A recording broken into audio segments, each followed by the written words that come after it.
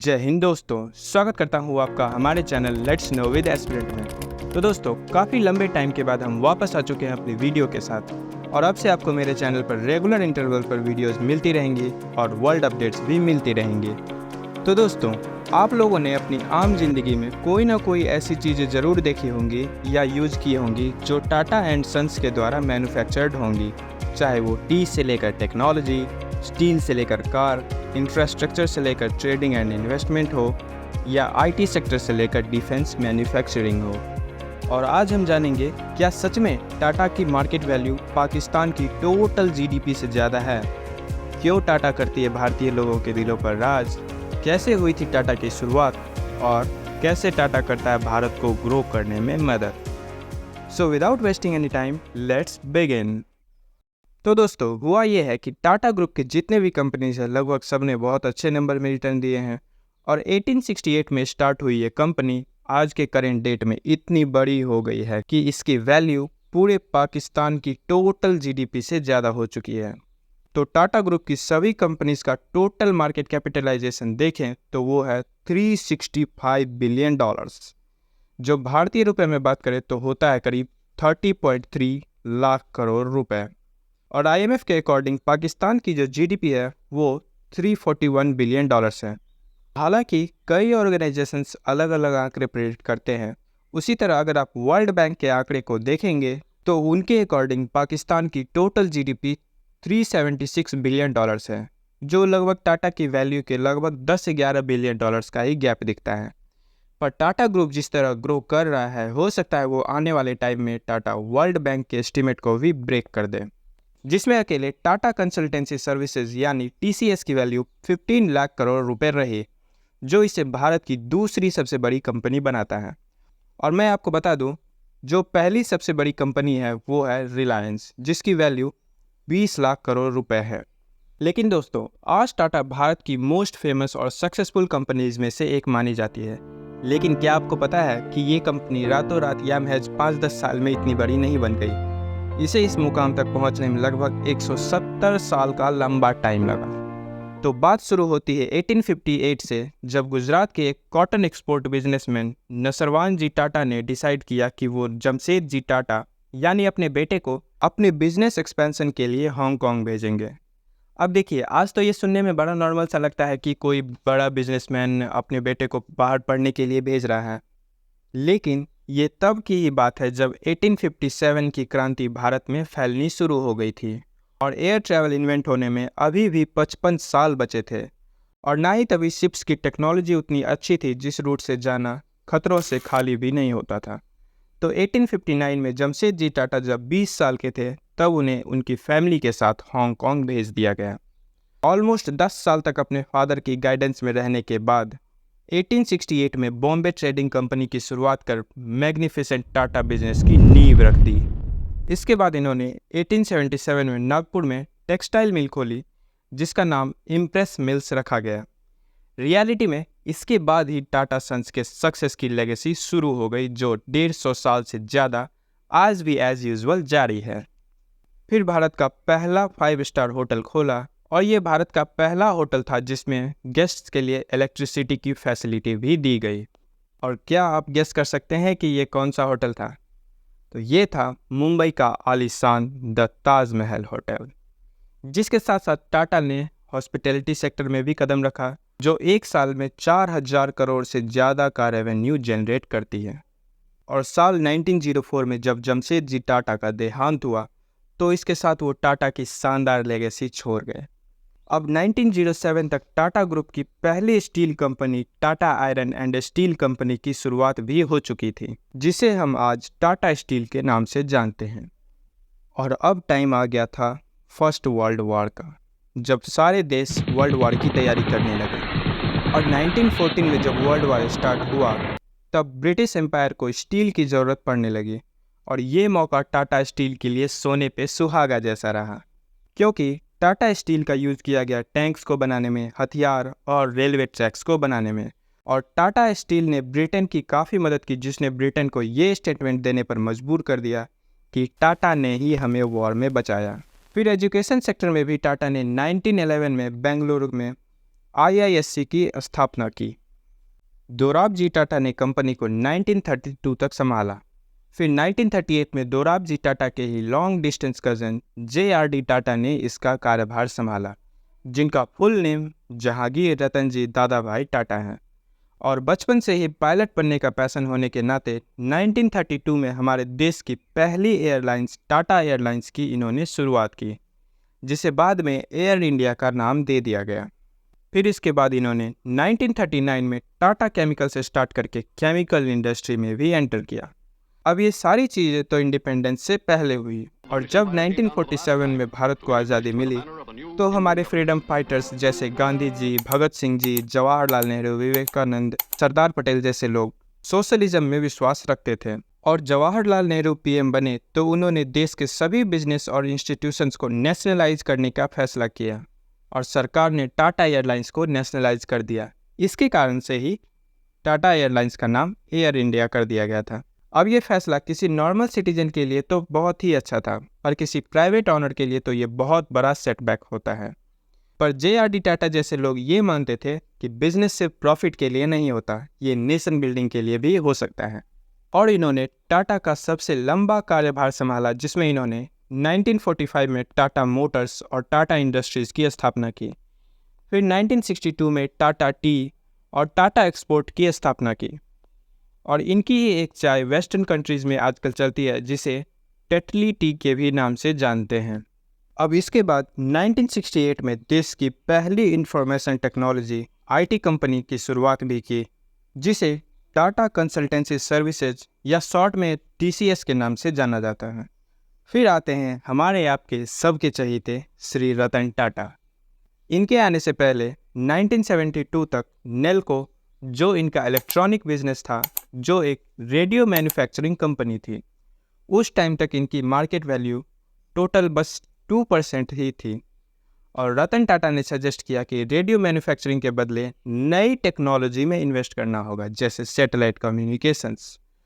और बस 3 साल के अंदर 1975 तक नेल्को का मार्केट शेयर 20% तक पहुंच गया। लेकिन कुछ दिनों बाद ही इमरजेंसी घोषित होने के कारण नेल्को को शट डाउन करना पड़ा। और ये तब की ही बात है जब JRD टाटा ही चेयरमैन थे, और लोगों को ये अंदाज़ा हो चुका था कि रतन टाटा कितने कैपेबल हैं, और इसलिए 1991 में इन्हें टाटा सन्स ग्रुप का चेयरमैन बना दिया गया। फिर 2008 में इन्होंने टाटा की नैनो कार रिवील की, जिसकी कीमत महज 1 लाख रुपए थी। अब ये कार तो इन्होंने ये सोचकर निकाली कि the car which is affordable for everyone. अब बात ये थी कि एक बार इन्होंने मुंबई में एक स्कूटर पर 4 लोगों को देखा था, एक ही फैमिली के, मतलब पति पत्नी और 2 बच्चे भी बैठे हुए थे लटक कर किसी तरह। इसके लिए इन्होंने ये कार निकाली। लेकिन कई लोग ये कहते हैं कि इसकी इंजन पावर उतनी ट्रस्टवर्दी नहीं थी एक कार के कंपेयर में, जिस कारण नैनो कार की प्रोडक्शन का शट डाउन करना पड़ा।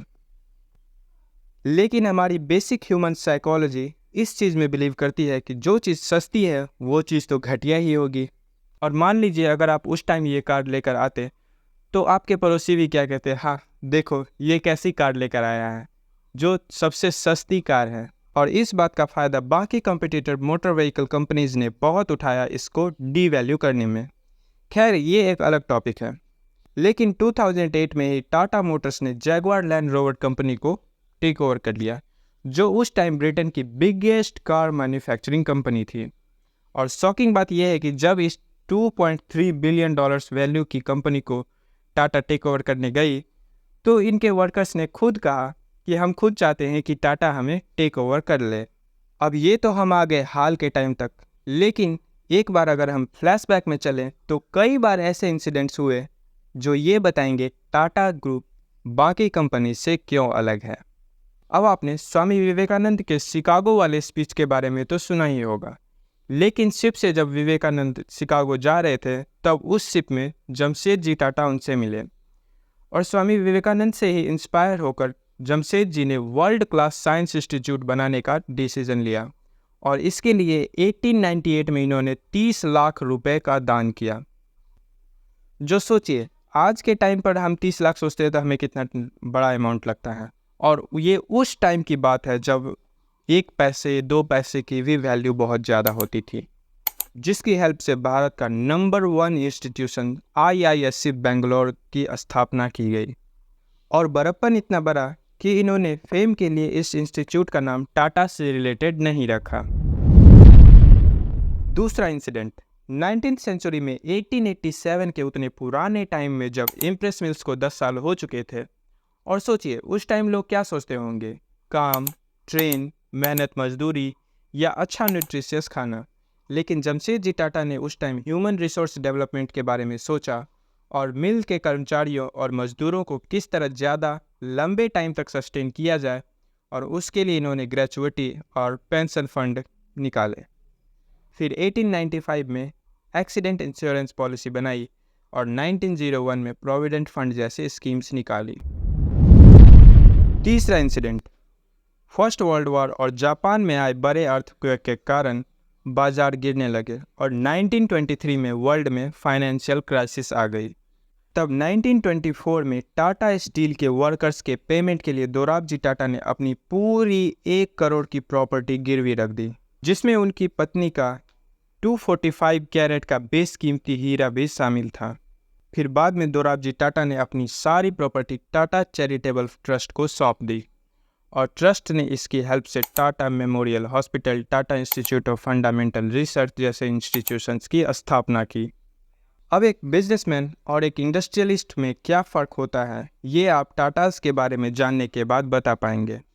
क्योंकि एक बिजनेसमैन बस सामान को बेचना जानता है या चाहता है और प्रॉफिट कमाना चाहता है, लेकिन एक इंडस्ट्रियलिस्ट वो होता है जो फैक्ट्रीज और रिसोर्सेज का एस्टेब्लिशमेंट करता है, जहाँ से एम्प्लॉयमेंट होती है। लेकिन इंडस्ट्रियलिस्ट के ऊपर हजारों परिवारों की रोजी रोटी की जिम्मेदारी भी इनडायरेक्टली होती है। और आपको ये बात तो याद ही होगी, जब कोरोना ईयर चल रहा था तब टाटा ग्रुप ने 2500 करोड़ रुपए डोनेट किए थे, और जमशेदजी टाटा ने भी पिछले सेंचुरी में $102 बिलियन जितना डोनेशन किया था, जो आज के टाइम 8,51,000 करोड़ रुपए के बराबर है। और अकेले टाटा में ही 9,35,000 से ज़्यादा कर्मचारी हैं, जो देश में भारतीय रेलवे के बाद सबसे ज़्यादा एम्प्लॉयज़ को वर्क देती है। फिर 2022 से 23 वाले ईयर में टाटा स्टील ने 2,43,000 करोड़ रुपए का रेवेन्यू जनरेट किया। और बस एक नैनो फेल हो गई तो इसका मतलब ये नहीं कि टाटा मोटर्स अब कुछ नहीं कर पाएगी, क्योंकि टाटा ने अपनी नई नेक्सॉन, पंच, हैरियर और सफारी जैसे एसयूवीज़ के बलबूते साल 2022 से 23 में hyundai और मारुति सुजुकी के बाद सबसे ज़्यादा एसयूवीज सेल की। फिर जब कोविड के टाइम यूनेस्को के अकॉर्डिंग 1.37 बिलियन बच्चों की पढ़ाई रुक जाने का खतरा था, तब टाटा ने TCS आयोन डिजिटल क्लासरूम के जरिए सबकी मदद की, जिससे स्कूल कॉलेजेस को स्टूडेंट से कनेक्ट होने के लिए लाइव फीचर्स तक मिले। अब इसी के साथ जब भारत के 1/3 राज्यों में पानी की कमी के कारण हर साल 3 करोड़ 80 लाख से ज़्यादा लोग पानी में पनप रही बीमारियों से लड़ते हैं, फिर उसके लिए टाटा 7,000 गांवों में 60 लाख से ज़्यादा लोगों तक साफ पानी पहुंचाते हैं, जो 7 लाख लोगों को डायरिया से बचाता है, जिसमें 1.5 लाख से ज़्यादा तो बच्चे ही होते हैं। अब इन्वायरमेंट को बचाने में बात करें तो टाटा पावर ने बलवान डैम और ईस्टर्न घाट्स पर बसे हाइड्रो इलेक्ट्रिक फैसिलिटीज़ के पास 1,80,000 से ज़्यादा पौधे लगाए हैं। और भी कई चीज़ें हैं जहां टाटा भारत को ग्रो करने में मदद करता है, जो डिस्कस करते करते बहुत टाइम लग जाएगा। लेकिन मार्केट कैपिटलाइजेशन और रेपुटेशन के मामले में टाटा की गिनती वर्ल्ड के टॉप 50 ग्रुप्स में से एक होने के बावजूद यहाँ तक से भारत के भी अमीर व्यक्तियों में रतन टाटा का नाम नहीं आता, क्योंकि टाटा की 66% इक्विटी अलग अलग चैरिटेबल ट्रस्ट में बंटी होने के कारण जो भी मुनाफा होता है वो ग्रुप के खाते में ना जाकर ट्रस्ट के अकाउंट्स में चला जाता है, जिस कारण टाटा ग्रुप के किसी भी चेयरमैन की पर्सनल प्रॉपर्टी इतनी नहीं हो पाती कि वो उन्हें बिलियनर बना सके। और अब एस्पिरेंट्स के लिए मैंने टाटा के अब तक जितने भी चेयरमैन हुए उन सब की टाइमलाइन नोट कर दी है, तो आप लोग चाहें तो इसे लिख भी सकते हैं। और क्या आज भारत को ऐसे इंडस्ट्रियलिस्ट की ज़रूरत है जो भारत को ग्रो करने में मदद करते हैं, या फिर वैसे बिजनेसमैन की जो बस प्रॉफिट देखते हैं? तो दोस्तों, वीडियो अच्छी लगी हो तो वीडियो को लाइक और शेयर ज़रूर कीजिएगा। और आप रतन टाटा और टाटाज़ के बारे में क्या सोचते हैं, कमेंट करके अपनी राय ज़रूर दीजिएगा। और चैनल पर पहली बार आए हैं तो चैनल को सब्सक्राइब जरूर कर दीजिएगा। Thank you for watching the video. जय हिंद, जय भारत।